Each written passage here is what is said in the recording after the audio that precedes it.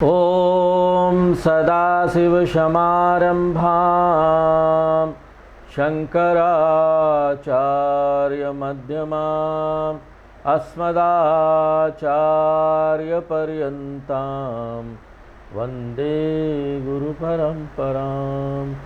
ॐ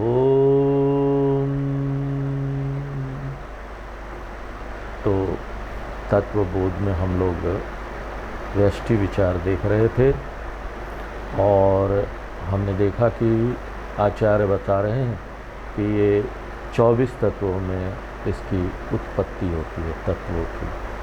पहले 5 महाभूत की सूक्ष्म महाभूत की उत्पत्ति होती है और उस सूक्ष्म पंच महाभूत के अलग अलग गुणों से पंच ज्ञानेंद्रियों की जो उत्पत्ति होती है वो सत्वगुण से होती है। उसके बाद हमने देखा कि सभी पांचों जो भूत है उसके सात्विक अंश से मनोबुद्धि अहंकार चित्त और अंतःकरण का यहाँ पर जन्म होता है, पैदा होती है। मन है, संकल्प विकल्प करने वाला मन, ये करे कि वो करे। संकल्प यानी करेंगे फिर नहीं करेंगे। बुद्धि वो है जो हमको निश्चय करा देती है। अहंकार यानी मैं की वृत्ति, जब हमको यहाँ फील होता है, इस शरीर में आते हैं कि हम हैं, मैं, तो वो अहंकार है। चिंतन कर्तृ यानी कि जो स्मरण रखने वाली शक्ति है उसको हम यहाँ पर चित्त बोलते हैं। तो पहले 4 में विभाजित नहीं किया था आचार्य ने, लेकिन यहाँ आके 4 में विभाजित कर दिया है। एक ही काम करने वाला अंग, लेकिन उसी का अलग अलग काम है। मन का काम अलग है, बुद्धि का काम अलग है, अहंकार का काम अलग है और चित्त का काम अलग है। तो ये 4 हो जाते हैं। तो हम लोग इसके देवता भी देख रहे थे कि मनसो देवता चंद्रमा, बुद्धि का ब्रह्मा। चंद्रमा क्योंकि ना मन, चांद का पोजीशन क्या है ना, उससे मन अच्छा खराब होता है कई बार। ये उससे रिलेटेड है, इसलिए चंद्रमा उसके देवता है। और बुद्धि के ब्रह्मा है, होने भी चाहिए क्योंकि ब्रह्मा जी के 4 सिर है, चारों वेदों के ज्ञाता, वेद ज्ञान दिया है। यहाँ ज्ञान इस संसार में कैसे आई? वेद से आई। तो बुद्धि का जो देवता होंगे ब्रह्मा जी होंगे। अहंकार रुद्र, अहंकार यानी इंडिविजुअलिटी, ईगो, उसके अधिष्ठान देवता कौन? रुद्र, शिव देवता, शिव जी है। क्योंकि ये नाश करने वाला अंग है। क्योंकि ये जो अहंकार है ना, यही हमारी सभी समस्याओं का जड़ है। जब हम निद्रावस्था में चले जाते हैं तो वहाँ कोई ईगो तो रहता नहीं। तो हम ऐसा लगता है कि सारे अच्छे गुण हमारे अंदर आ गए हैं, बहुत वंडरफुल लगता है। सोया हुआ व्यक्ति कितना सुंदर लगता है, वंडरफुल, अद्भुत। जिस समय हम जग जाते हैं सब परेशान हो जाते हैं, ईगो जग जाता है और उसके बाद सारी परेशानी यहाँ पर आने लगती है। ज़्यादातर यहाँ संबंधों में जो कड़वाहट आती है, संबंधों का जो नाश हो जाता है, बिजनेस ख़त्म हो जाता है, प्रोजेक्ट ख़त्म हो जाती है, और कभी कभी तो एक्सट्रीम होता है कि जीवन ही ख़त्म कर लेते हैं लोग। अहंकार के कारण लोग यहाँ पर सुसाइड भी कर लेते हैं। इसलिए अधिष्ठान देवता कौन होने चाहिए? अहंकार के रुद्र देवता, नाश करने वाले देवता, डिस्ट्रक्टिव पावर। चित्तस्य वासुदेव, वासुदेव जी तो चित्त के होंगे क्योंकि स्मरण रखना है। वासुदेव हमारे भगवान विष्णु जो है वो प्रोटेक्टर है, स्थिति करता है, रक्षण करता है। तो हमारे स्मरण शक्ति की रक्षा करते, हमको याद रहता है। तो ये जो 9 अंग हैं, ये सत्वगुण से इसका जन्म होता है। जो 5 अंग बताएं वो अलग अलग भूतों से, उसके सत्वगुण से जन्म होता है। और ये जो 4 अभी फंक्शन बताएं, ये समष्टि सत्वगुणों से इसका जन्म होता है। तो आगे हम लोग वाक्य पढ़ते हैं। राजसिक, कैसे इसका जन्म होता है? वाक्य नंबर 3.11।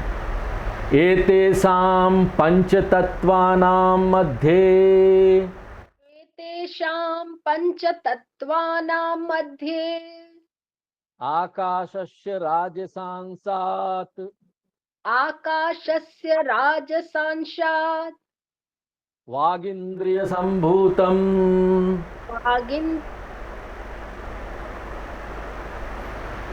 वायो राजसांसात् वायोः राजसांशात् पाणीन्द्रिय संभूतम् इन्द्रियं सम्भूतम् वह्ने राजसांसात् वह्ने राजसांशात् पादेन्द्रिय संभूतम् पादेन्द्रियं सम्भूतम् जलस्य राजसांसात् जलस्य राजसांशात् उपस्थेन्द्रियं संभूतम् उपस्थेन्द्रियं सम्भूतम् पृथिव्या राजसांसात् दिव्या राजसांशान् गुदेन्द्रियं संभूतम् उदेन्द्रियं सम्भूतम् एतेषां समष्टि राजसांसात् एतेषां समष्टि राजसांशात् पंच प्राणा संभूताः च प्राणः सम्भूताः। तो ये पांचों महाभूत के राजसिक भाग से ये 5 कर्मेंद्रियों का जन्म होता है। आकाश के राजसिक भाग से यहाँ पर बोलने वाली इंद्रियों का बोलते हैं हम, वो शक्ति आती है। और वायु के जो राजसिक भाग है उससे हाथ का, यहाँ पर हाथ वाली शक्ति जो है उसका जन्म होता है। और अग्नि के राजसिक भाग से पैर वाली जो शक्ति है, यहाँ सूक्ष्म शक्ति की बात हो रही है, उसका जन्म होता है। और जल के राजसिक भाग से यहाँ पर या तो आप ये प्रजनन करने वाली इंद्रियों को ले लीजिए या फिर जो वेस्ट मटेरियल बाहर निकालते हैं उस इंद्रियों को ले लीजिए, कोई भी होगा। अब पृथ्वी के राजसिक भाग से फिर उन दोनों में से कोई भी होगा। रिवर्स ऑर्डर में ले सकते हैं, कई ग्रंथों में इसमें वो दिया हुआ है, इसमें वो दिया हुआ है, तो आप रिवर्स ऑर्डर में भी इसको ले सकते हैं, अंतिम 2 को। तो संक्षेप में 5 कर्मेंद्रियां का जन्म रजोगुण से होता है। रजोगुण यानी क्रिया शक्ति। इन सब इंद्रियों को क्रिया शक्ति चाहिए ना, ये काम करने वाली इंद्रियां हैं। हम बोलते हैं, हाथ से काम करते हैं, पाँव से काम करते हैं, बाकी 2 नीचे वाली इंद्रियां हमारी काम करती है, उसके लिए प्राण शक्ति चाहिए। तो प्राण शक्ति अब कैसे बनेगा? प्राण शक्ति समष्टि रजोगुण से बनेगा। हर तरह की क्रियाओं के लिए हमको यहाँ पर एनर्जी चाहिए, वो समष्टि रजोगुणों से बनेगा। क्यों? क्योंकि ये जो एनर्जी है, ये जो ऊर्जा है, ये 5 ऑर्गन को आशीर्वाद प्रदान करना चाहिए। उदाहरण के लिए प्राण शक्ति की जरूरत है बोलने के लिए, वाक शक्ति के लिए। अब देखिए, कई दिनों तक अगर हम खाना नहीं खाएं तो हमारा जो आवाज़ है ना वो बड़ा धीरे हो जाता है। खाना नहीं खाएं, आवाज़ धीरे, प्राण शक्ति बहुत कमज़ोर हो जाती है। तो ये जो शक्ति है इसकी ज़रूरत है कर्म इंद्रियों को सपोर्ट करने के लिए, कर्म इंद्रियों को काम करने के लिए। इसलिए ये कहाँ से बनता है? समष्टि रजोगुण से। और हमने देखा कि ये प्राण का 5 काम है तो एक प्राण, लेकिन इसकी शक्तियाँ अलग प्रकार से काम करती है। एक है वो, लेकिन इसके फंक्शन अलग अलग है, और फंक्शन अलग अलग होने के कारण अलग अलग नाम दिया गया है। नाम 5 है लेकिन ऑर्गन एक ही है। तो याद दिलाने के लिए 5 कार्य क्या है इसके? प्राण का कार्य है सांस अंदर बाहर जो हम लोग लेते हैं, वो रेस्पिरेटरी फंक्शन है। अपान का क्या काम है? एक्सक्रीटरी फंक्शन है, बाहर जो वेस्ट मटेरियल जाता है वो है। व्यान का क्या काम है? सर्कुलेटरी फंक्शन है, पूरे शरीर में पोषक तत्वों को फैलाना। उसके बाद समान का क्या काम है? डाइजेशन करना, पोषक तत्वों को बनाना, डाइजेशन करके। उदान का क्या काम है? उदान का काम है कि विशेष समय पर वो काम करता है। जैसे आँख में कुछ चीज़ घुस गया, कोई गंदगी वगैरह, तो पानी वगैरह आ जाता है, रिवर्सिंग फंक्शन बोलते हैं ये, वो बाहर निकाल देता है उसको। पेट में कुछ गड़बड़ चला गया, उल्टी हो जाती है, तो समझ लीजिए उदान काम कर रहा है, उदान शक्ति काम कर रही है। तो 5 प्राण का जब हमने एनालिसिस किया था सूक्ष्म शरीर में, तो ये सब देखा था। यही आचार्य बोल रहे हैं कि समष्टि राजसांसात 5 प्राण, रजोगुण, समष्टि के रजोगुण से ये 5 इंद्रियों का जन्म होता है। तो अब हमारे पास कितना हो गया? ये हमारे पास 5 ज्ञानेंद्रियां हो गई, प्लस 4 अंतकरण हो गए, और उसके बाद 5 कर्मेंद्रियां हो गई, और 4 प्राण हो गए। तो सब मिलाकर कितना हो गया? ये हो गया 19 हो गया। अभी हमको 24 तत्व में बताया गया ना कि 24 तत्व में सृष्टि का निर्माण होता है। तो ये सूक्ष्म शरीर का अंग है, ये 19, ये सूक्ष्म शरीर है। हाँ? इससे पहले हमने सिर्फ 17 ही चीज़ अंग देखे थे। उसमें हमने आपको बताया कि चित्त और अहंकार को नहीं लिया था, खाली मन और बुद्धि देख लिया था। अब यहाँ चित्त अहंकार भी जोड़ दिया गया है, तो वो 19 हो गया है। 17 से क्या हो गया? 19 हो गया।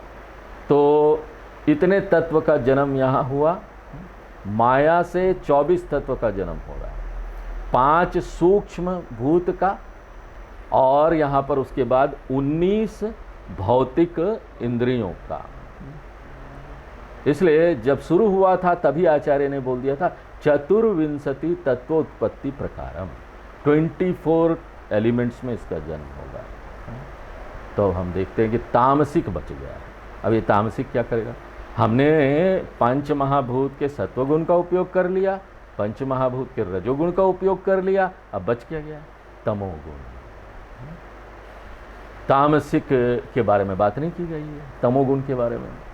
तो इसका उपयोग किस लिए किया जाएगा? इसका उपयोग किया जाएगा स्थूल भौतिक चीज़ों का जन्म के लिए। अभी तक हमने सूक्ष्म की बात की है, सटल ऑर्गन्स की बात की है। अब हमारे आचार्य यहाँ पर एक्सप्लेन करेंगे कि तमोगुण का उपयोग होगा स्थूल यहाँ पर भौतिक चीज बनाने के लिए, जिससे हमारा ना ये स्थूल शरीर बनेगा। तो आगे का हम लोग यहाँ पर अभी वाक्य पढ़ते हैं।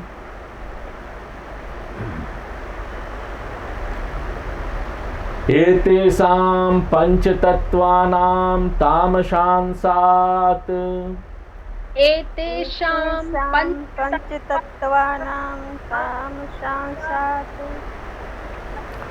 पंचीकृत पंचतत्वानि भवन्ति, पंचीकृत पंचतत्वानि भवन्ति। पंचीकरणं कथमिति चेत्, पंचीकरणं कथमिति चेत् एतेषां पंचमहाभूतानां, एतेषां पंचमहाभूतानां तामशां स्वरूपम्, तामशां स्वरूपम् एकमेकं भूतम्, एकमेकं भूतं द्विधा विभज्य, द्विधा विभज्य एकमेकम् अर्धम्, एकमेकम् अर्धं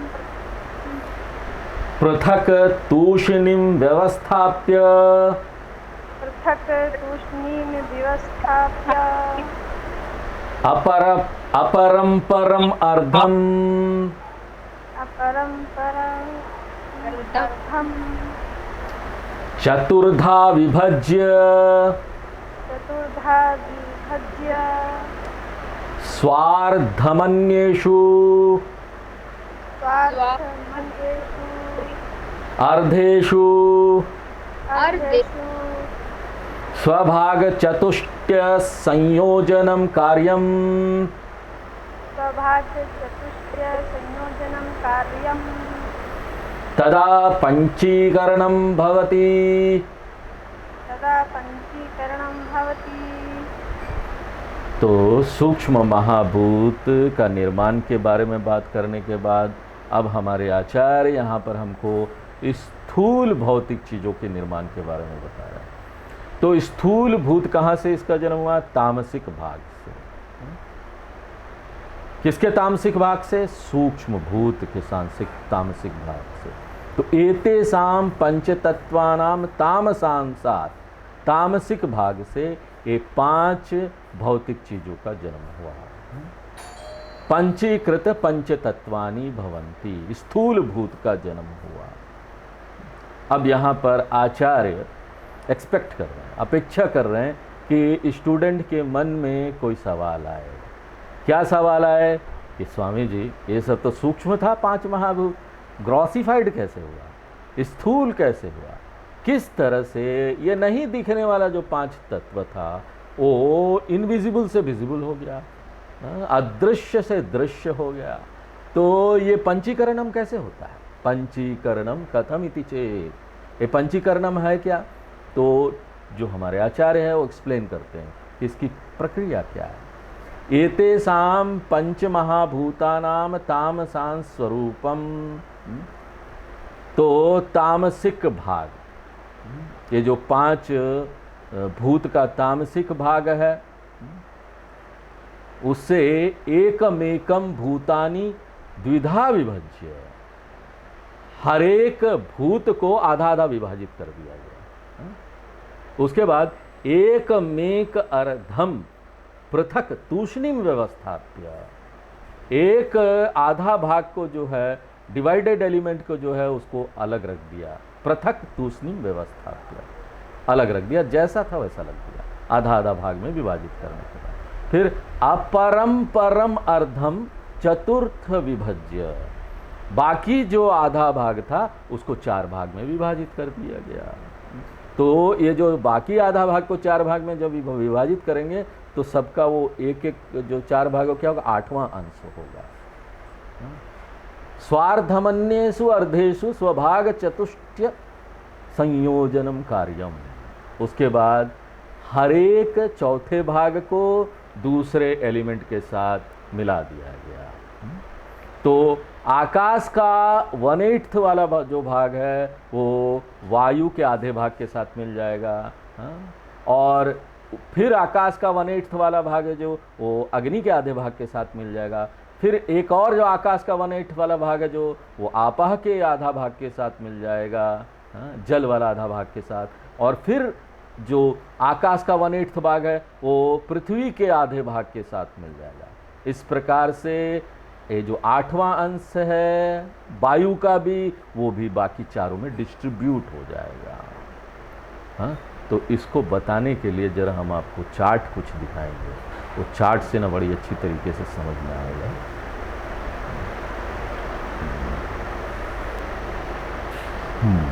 देखिए ये चार्ट आ गई है। अब इस चार्ट को देखिए, पहले ये तामस भाग है, आकाश का, वायु का, अग्नि का, जल का, पृथ्वी का, तामस अंश हो गया। अब इसको आधा आधा विभाजित कर दिया गया। ये एक श्लोक में बता दिया गया पूरा पंचीकरणम प्रक्रिया। आधा आधा विभाजित हो गया सभी एलिमेंट, उसके बाद सभी के आधे भाग का 4 भाग कर दिया गया, और उसके बाद ये एक एक भाग उठा के दूसरे 4 भागों में डाल दिया गया। इसके 8वां अंश जो है, देख रहे हैं ये। तीसरे में देखिए आधे भाग का 4 भाग है। चौथे में देखिए सबके जो 8वां अंश है वो दूसरों में चला जाएगा। तो ये पहला जो आकाश है, आकाश का आधा भाग होगा, और उसके बाद ये वायु का भी देखो, ये ग्रे कलर में वायु का आधा भाग आ जाएगा। फिर ये ऑरेंज कलर में है, ये इसका 8वां अंश इधर आ जाएगा, ऑरेंज कलर का 8वां अंश। और उसके बाद ये जल का जो है ब्लू अंश में है, उसका 8वां अंश यहाँ आ जाएगा, और ये जो पृथ्वी का ग्रीन अंश है उसका 8वां अंश आ जाएगा। हाँ, तो ये बोलते हैं पंचीकरणम प्रक्रिया। समझ में आया ना? आसानी से। चलिए आगे बढ़ते हैं।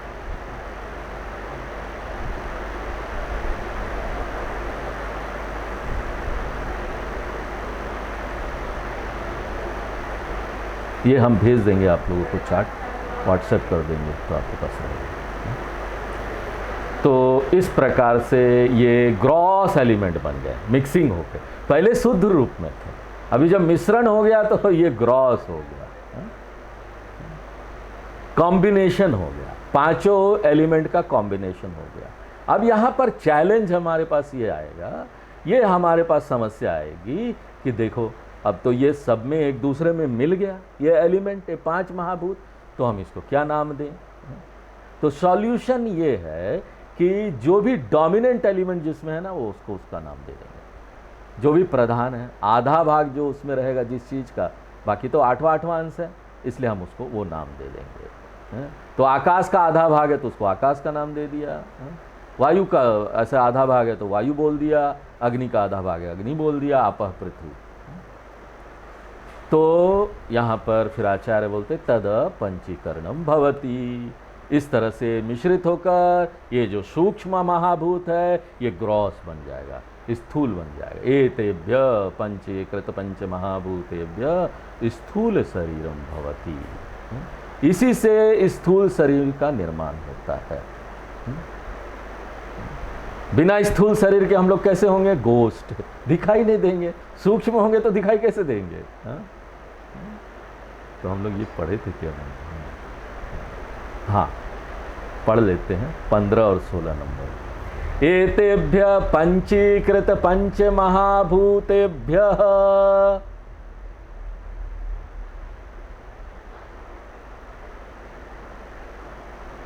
स्थूल शरीरम भवति। एवं पिंड ब्रह्मांड योरेक्यम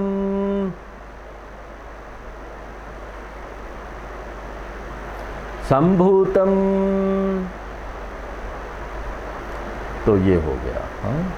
तो स्थूल आएगा तभी दिखाई देगा, नहीं तो भूत होंगे हम लोग।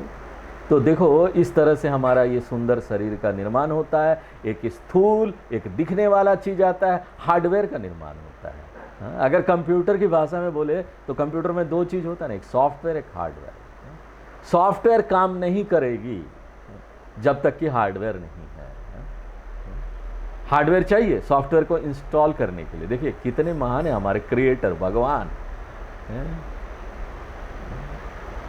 ये कंप्यूटर इतना सुंदर बनाया उन्होंने, भगवान ने। दोनों चीज बना दी, सॉफ्टवेयर भी बना दिया, हार्डवेयर भी बना दिया।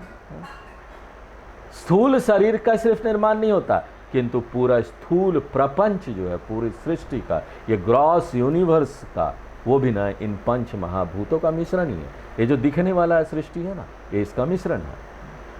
तो 5 स्थूल भूतानी और उसके बाद स्थूल भौतिकानी, ये सब ना इस प्रक्रिया से बनता है। और उसके बाद आचार्य ये जो 4 स्टेप था ना क्रिएशन का, 4 जो चरण थे उसके बारे में बता देते हैं। पहले सूक्ष्म भूत के जन्म होता है, फिर सूक्ष्म भौतिकम का जन्म होता है, फिर स्थूल भूत का जन्म होता है, फिर स्थूल भौतिकम का जन्म होता है। जो चीज़ भूत से बने उसको भौतिकम बोलेंगे। तो आचार्य बोलते हैं एवं पिंड ब्रह्मांड योरेक्यम संभूतम। ये जो पिंड है एक व्यक्ति है जो 5 महाभूत का बना है, ब्रह्मांड भी 5 महाभूत का बना है। इसी तरीके से ना हम किस तरह से सृष्टि से जुड़े हुए हैं ये दिखाई देता है। ये जब जान लेते हैं हमको समझ में आ जाता है हम इस तरह से सृष्टि से जुड़े हुए, सृष्टि भी उसी चीज का बना, हम भी उसी चीज के बने। इसीलिए तो ये पूरी सृष्टि को क्या बोलते हैं? प्रपंच। कहीं क्यों प्रपंच कर रहे हो? ये प्रपंच संसार ये 5 महाभूत का ही बना है। तो इसके साथ ही ये सृष्टि वाला जो विचार था ना, क्रिएशन ऑफ द यूनिवर्स 24 तत्वों में, ये समाप्त होता है। पहले 19 बना, फिर 5 ये स्थूल वाला बना, तो ये समाप्त हो गया। अब हम लोग आगे चौथे चैप्टर में प्रवेश करेंगे। चौथा चैप्टर जो है वो इस सत्य को प्रकट करता है कि एक जो व्यक्ति है उसका भी सत्य वही है, और एक जो टोटल है, जो पूरा संसार है, उसका भी सत्य यही है। हम और वो एक ही चीज़ है, सार में एक ही चीज़ है, वही चीज़ है। किस तरीके से? जिस तरीके से यहाँ पर लहर है और जल है, लहर और समुद्र है, वो एक ही चीज़ है, उसका सार एक ही है। यहाँ लहर जो है वो छोटा सा है, एक व्यक्ति है, लेकिन समुद्र इतना बड़ा है, लेकिन है तो दोनों के अंदर वही जल, दोनों जल से ही बना है। इसका सत्य एक ही है, जल। उसी तरीके से एक व्यक्ति लहर और एक ये पूरा सृष्टि वाला समुद्र, उसका सार एक ही है। इसको बोलते हैं जीवात्मा परमात्मा ऐक्यम, एकता, इसका वननेस, एसेंशियल वननेस, समष्टि का और व्यष्टि का।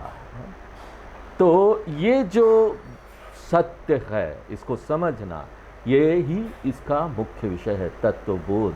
इस तत्व को समझना, बोध हो जाना। जितने भी और प्रकरण ग्रंथ हैं, चाहे भगवद गीता ले लो, उपनिषद ले लो, ब्रह्मसूत्र ले लो, इतिहास ले लो, पुराण ले लो, एसेंशियली जितने भी हमारे ये शास्त्र हैं जिसमें अद्वैत दर्शन के बारे में बात की गई है, वो यही बताते हैं कि जीव और ब्रह्मांड की एकता कैसे है, टोटल और एक इंडिविजुअल कैसे एक है। तो अब हमारे आचार्य इसके बारे में चर्चा आगे शुरू करते हैं। तो वो हम लोग सेंटेंस है ऊपर का 4.1 स्थूल शरीर अभिमानी, स्थूल शरीराभिमानी, जीव नामकम, जीव नामकम, ब्रह्म प्रतिबिंबम भवति, ब्रह्म प्रतिबिंबं भवति, स एव जीव, स एव जीवः, प्रकृत्या स्वस्मात्, प्रकृत्या स्वस्मात्, ईश्वरं भिन्नत्वेन जानाति, ईश्वरं भिन्नत्वेन जानाति। आगे भी पढ़ेंगे। अविद्योपाधि सन्, अविद्योपाधिः सन्, आत्मा जीव इत्युच्यते, आत्मा जीव इत्युच्यते, मायोपाधि सन्, मायोपाधि सन्, ईश्वर इत्युच्यते।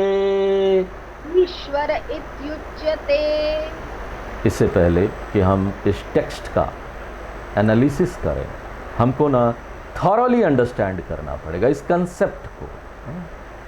क्या बात किया जा रहा है इस विषय में। हमने देखिए पहले ही समझा कि ना यहाँ पर एक व्यष्टि है जिसमें 3 परत है, सूक्ष्म, कारण, सूक्ष्म और स्थूल, और ये सब जड़ पदार्थ के बने हैं। और इसी प्रकार से समष्टि का भी ये कारण है, सूक्ष्म है, स्थूल है, वो भी जड़ है। जब हमने ये सब देखा, जब हम इन प्रक्रिया से गुजर रहे थे, ये पूरा सृष्टि बन रहा था, तो हमने ये देखा कि ब्रह्म के साथ तो कुछ नहीं हुआ। ब्रह्म के रहने मात्र से ये सारी चीजें हो रही है। ब्रह्म में कोई परिवर्तन नहीं हो रहा, कोई मॉडिफिकेशन नहीं हो रहा, क्योंकि ब्रह्म निर्विकार है, उसमें विकार नहीं हो सकता। ब्रह्म क्या है? सूर्य की तरह है। सूर्य यहाँ पर कोई व्यवहार करता है नहीं, जबकि जब सुबह सूर्य निकलता है, सूर्य के आने मात्र से, सूर्य के रहने से यहाँ पर कितनी सारे यहाँ पर व्यवहार शुरू हो जाते हैं। लेकिन सूर्य किसी में पार्टिसिपेट नहीं करता, वो किसी भी ट्रांजैक्शन में, किसी भी व्यवहार में सम्मिलित नहीं होता। तो ये जो ब्रह्म चैतन्यम है या आत्मा चैतन्यम है, ये चेंजलेस है, अपरिवर्तनीय है, ये अरूप है, इसमें कोई गुण नहीं है, निर्गुण है, बिना कोई गुण के कोई साउंड नहीं है, ध्वनि नहीं है, कोई शब्द स्पर्श रस कुछ भी नहीं है। तो वो इस सृष्टि के व्यवहार में कैसे सम्मिलित होगा, कैसे पार्टिसिपेट करेगा? तो फिर ब्रह्म का रोल क्या है, उसकी भूमिका क्या है? तो एक बार ये 3 प्रपंच आ जाता है, 3 शरीर आ जाता है, स्थूल सृष्टि और स्थूल शरीर, सूक्ष्म सृष्टि, सूक्ष्म शरीर, कारण सृष्टि, कारण शरीर, इसका निर्माण हो गया। तो ये जो मटेरियल यूनिवर्स है, भूत वाली सृष्टि है और शरीर है, ये क्या करता है? ये माध्यम का काम करता है। माध्यम का काम करता है चेतन सत्ता को यहाँ पर अभिव्यक्त होने के लिए। ये जो ब्रह्म है, ये जो प्रतिबिंबित चैतन्य है, ये ना दर्पण की तरह काम करता है। इसमें दर्पण की क्षमता आ जाती है। सनलाइट को रिफ्लेक्ट करता है ना दर्पण। देखिए एक दर्पण जो है ना उसमें अपना कोई प्रकाश नहीं है, लेकिन अगर हम सूर्य के पास उसको रखेंगे तो उसमें वो प्रकाश की शक्ति आ जाती है। वो सूर्य का प्रकाश ले लेता है, वो प्रतिबिंब बनाता है, और एक बार वो प्रतिबिंब वाला सूर्य उस दर्पण में आ जाता है तो उस दर्पण को ये शक्ति प्राप्त हो जाती है कि वो प्रकाशित हो जाता है।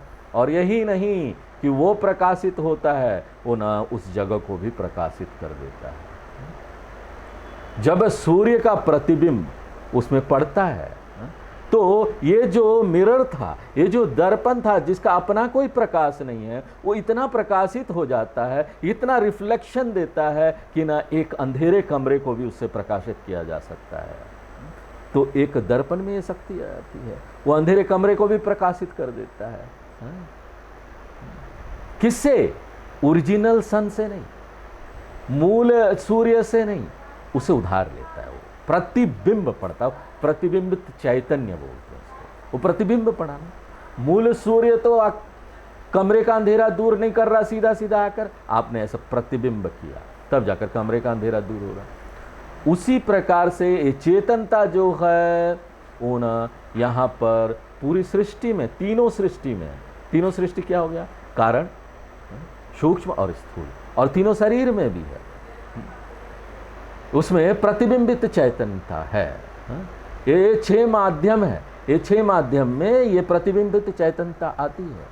कारण शरीर, स्थूल सूक्ष्म शरीर और स्थूल शरीर, वो मीडियम बन जाता है ये प्रतिबिंबित चैतन्य को रखने का, प्रतिबिंब बनाने का।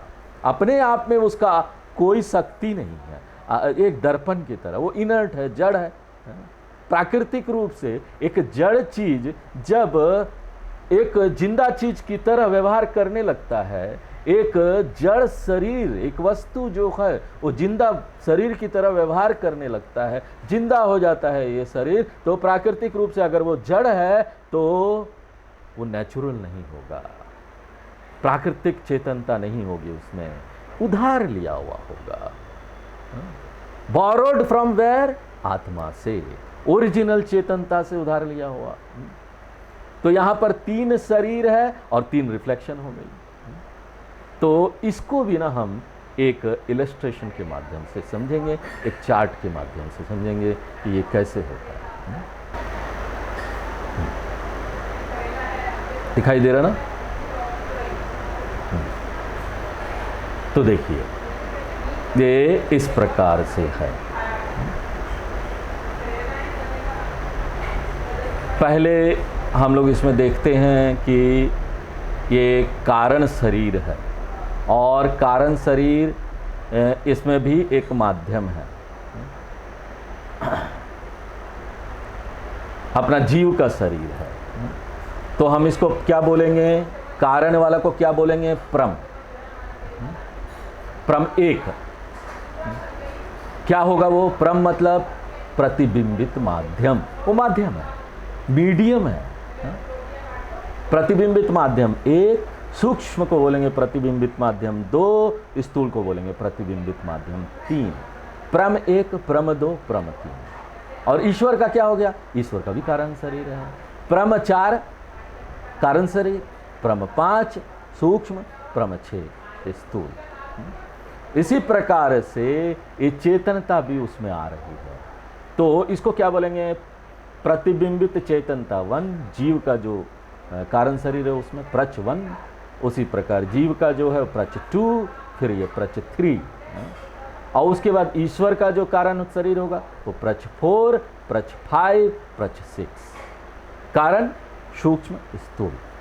और जीव का नाम दिया गया है, इसको क्या नाम दिया गया है?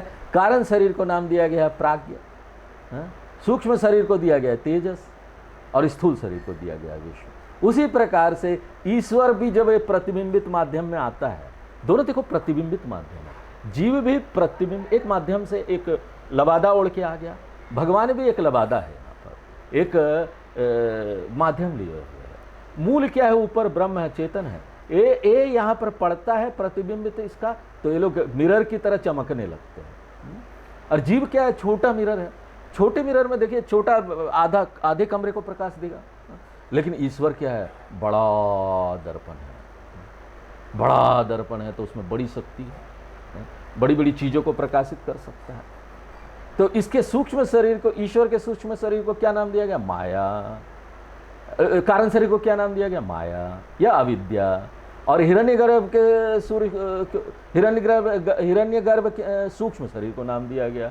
और स्थूल शरीर जो दिखाई देता है, विराट। हम लोगों ने गीता में देखा ना, विराट स्वरूप भगवान का जो दिखाई देता है, ये फूल पत्ते नदियां, ये सब भगवान का विराट स्वरूप है, दिखने वाला।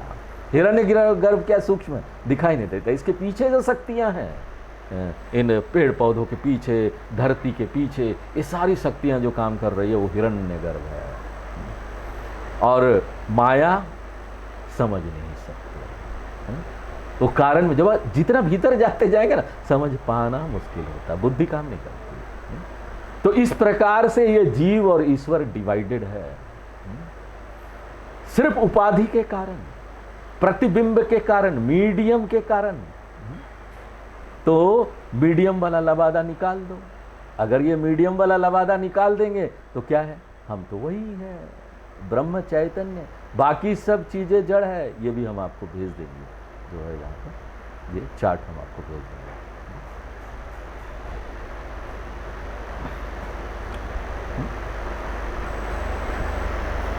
तो ये 6 माध्यम हो गए और 6 रिफ्लेक्शन हो गए, प्रतिबिंबित हो गए, प्रतिबिंब हो गए।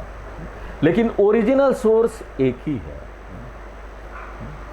6 जिस तरह से सूर्य की रोशनी में हम दर्पण रखेंगे और 6 प्रतिबिंबित, उस प्रतिबिंब उसमें आ जाएगा।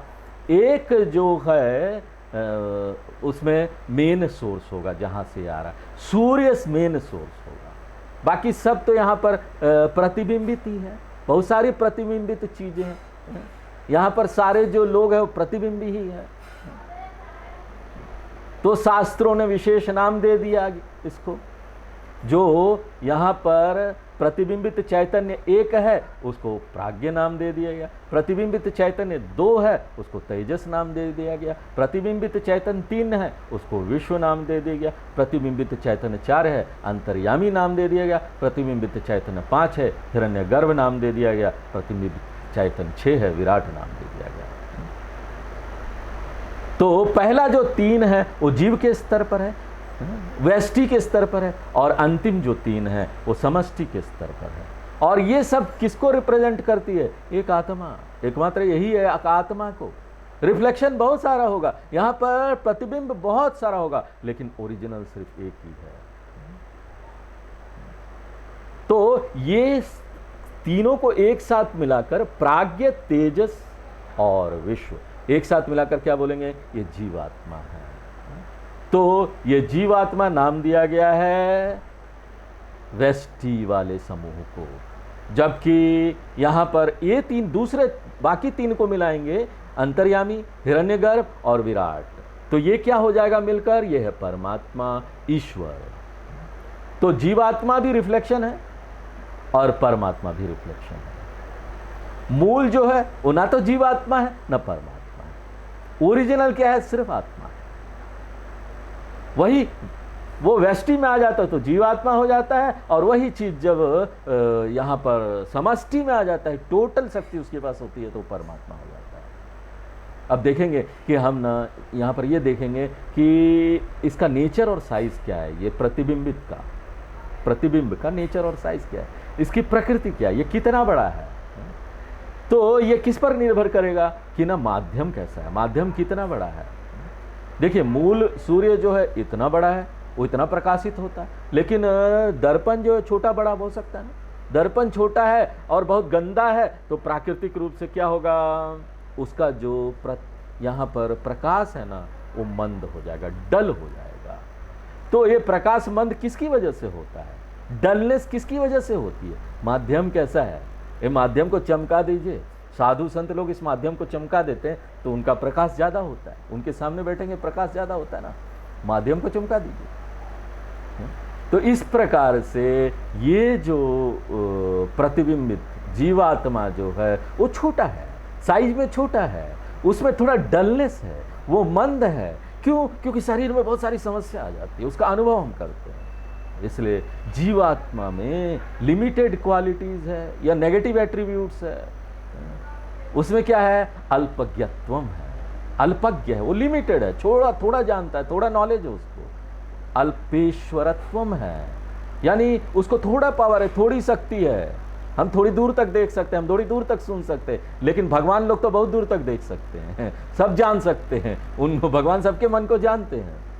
जबकि वही जो चेतनता है वो अगर टोटल में जब वो रिफ्लेक्ट होती है तो ना पूरे कॉस्मिक इंटेलिजेंस बन जाती है, ये पूरे सृष्टि का बुद्धि बन जाती है। सृष्टि के माध्यम से एक बुद्धि काम कर रहा है, एक बड़ा बुद्धि। आपका बुद्धि तो छोटा है, वो बड़ा बुद्धि ये सब में सब सृष्टि के नियम को सामंजस्य में लेकर आता है, ये ग्रहों की स्थिति को बनाता है, उसकी पकड़ को बनाए रखता है। ग्रह कैसे चलेंगे, कैसे नहीं। हम जो है जीवात्मा जो है अपने ही मूवमेंट को कंट्रोल नहीं कर सकते हैं, जैसे जैसे बैठना पड़ता है, कभी वैसे बैठना पड़ता है। हम अपने ही मूवमेंट को कंट्रोल नहीं कर सकते हैं, या फिर ट्रैफिक के मूवमेंट को भी कंट्रोल नहीं कर सकते। लोग कहाँ सुनते हैं वहां पर बात ट्रैफिक में। तो आप सोचिए कि यहाँ पर जो ये टोटल बुद्धि है, जो कि ये कॉस्मिक मूवमेंट है, सृष्टि के हर चीज को, नियम को, चलने को, ग्रह के चलने को, सोलर सिस्टम के चलने को, इन गैलेक्सीज जो हैं उसके चलने को, उसके नियम को बनाए रखती है और सतत वो चलता रहता है। कल्पना कीजिए अगर दो ग्रह टकरा जाएंगे तो क्या होगा? सामने सामने लेकिन टकराते नहीं। सोचिए कौन सी बुद्धि काम कर रही है वहां पर, हम कल्पना भी नहीं कर सकते। लेकिन वो ये सृष्टि के नियम का पालन कर रही है बहुत बहुत बुद्धिमता के साथ और एकदम सटीक, एक्यूरेटली। कोई नियम का ही भंग नहीं होता, एकदम एक्यूरेट है। तो ये जो बुद्धि वाला कॉस्मिक ऑर्डर है ना, वो फिजिकल लॉज को भी बनाए रखता है, यूनिवर्स का जो नियम है, स्थूल नियम है, उसको बनाए रखता है। साथ साथ मॉरल जो है ना, नैतिक, जिसको धर्म बोलते हैं, धर्म और अधर्म, उसको भी बनाए रखता है। जीव के जन्म मृत्यु को भी बनाए रखता है। ये निर्धारित करता है कि ना एक जीव क्या भोग करेगा, आनंद लेगा, क्या सुख प्राप्त करेगा, और एक जीव क्या सफर करेगा, क्या दुख प्राप्त करेगा और कब करेगा। ये कोई एक्सीडेंटल नहीं है। यहाँ पर ईश्वर है, एक बड़ा बुद्धि जो इसको चला रहा है। एक मच्छर भी हमको काटती है ना, तो वो भी एक्सीडेंटल नहीं है। याद रखिए, हमारे शास्त्र किसी चीज को एक्सीडेंटल नहीं मानते। नहीं एक्सीडेंट से हो गया होगा अचानक, ना ना ना ना। अगर एक मच्छर ने हमको काट के हमसे खून पिया तो वो उसका पुण्य था, उसने अपना पुण्य को भोगा, और हमारे लिए एक छोटा सा पाप था, क्योंकि हमको मच्छर ने काटा, हमारा खून ले लिया, छोटा पाप खत्म हो गया। तो ये जो मॉरल लॉ है, कॉस्मिक लॉ है, वो ये जो कॉस्मिक इंटेलिजेंस है, ये जो टोटल बुद्धि है, उसको बड़ी अच्छी तरीके से मेंटेन करती है। और ये जो टोटल बुद्धि है ना, इसी को बोलते भगवान परमात्मा, जो कि समष्टि वाले दर्पण में प्रतिबिंबित हो रही आत्मा ही है और कुछ नहीं है। आज समय हो गया, यहीं पर विराम देते हैं, आगे ओम पूर्णमदः पूर्णमिदं पूर्णात् पूर्णमुदच्यते पूर्णस्य पूर्णमादाय पूर्णमेवावशिष्यते। ओम शांति शांति शांति।